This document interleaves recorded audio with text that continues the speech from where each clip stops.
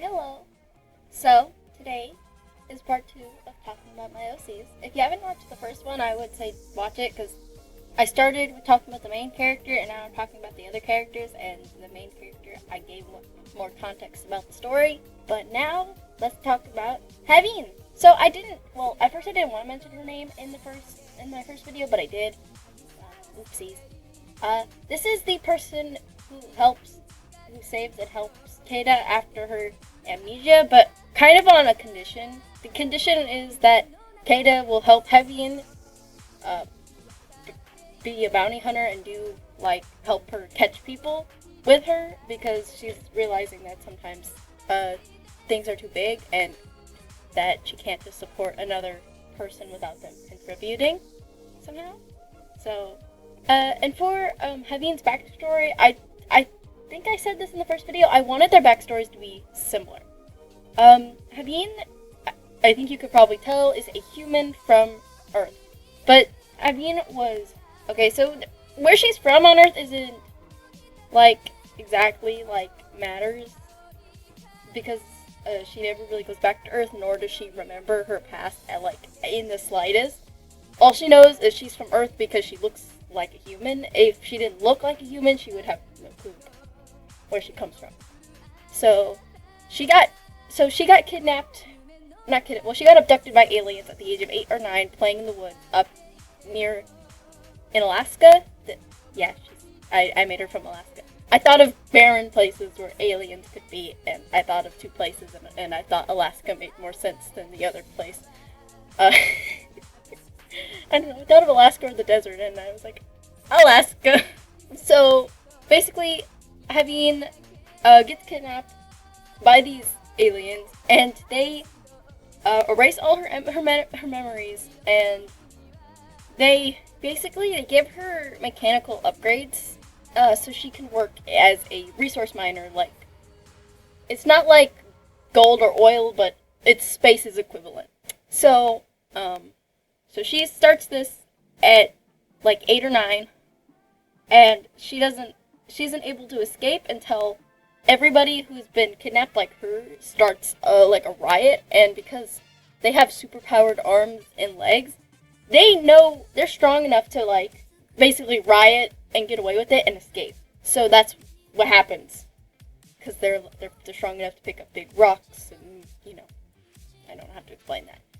And she escapes, but after she escapes, she has a really hard time adjusting that to the space, because she's only known this little planet of resource mining, nothing else. So she's really unfortunate, living in the slums on over industrialized planets, which is really it's a sucky time.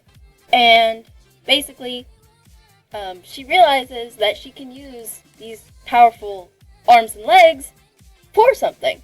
And she also has a lot of built up sort of resentment to the people who did this to her still, even though she did technically beat them and escape from them.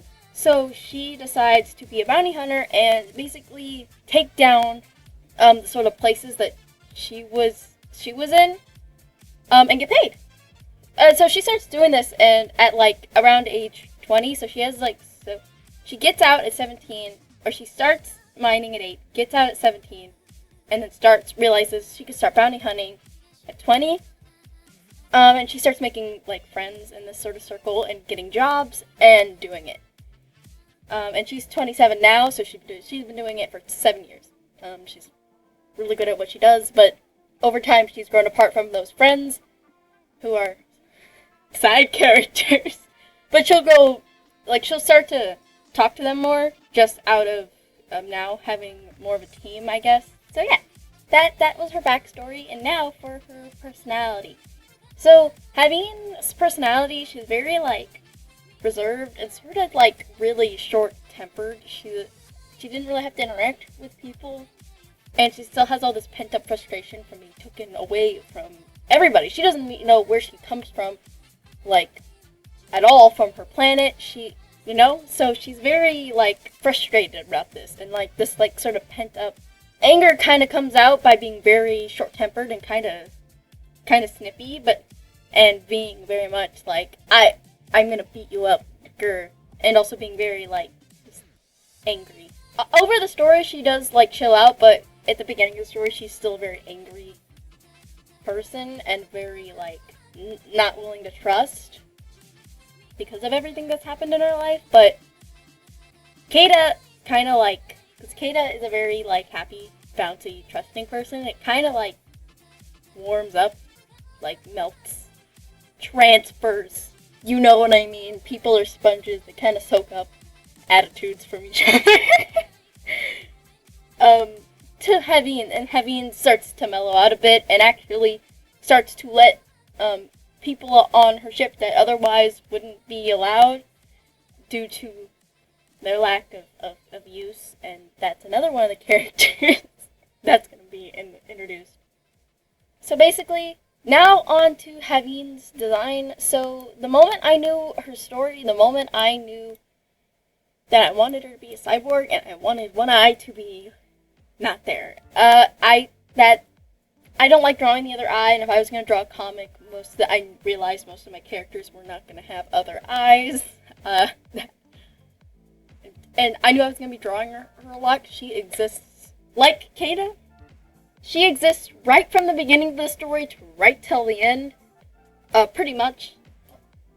I'm still, like, figuring out, like, character arcs and stuff, so she might disappear for a while, but she'll be there for the majority of the story.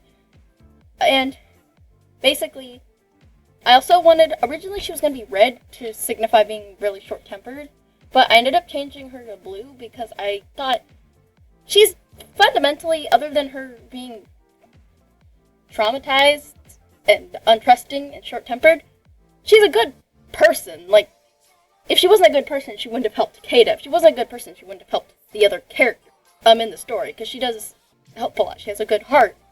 So I wanted her to, like, show that by, even though she's kind of intimidating, because she's a cyborg, because blue is kind of significant of a good color, hero color, and I already had a green character, so she got to be blue.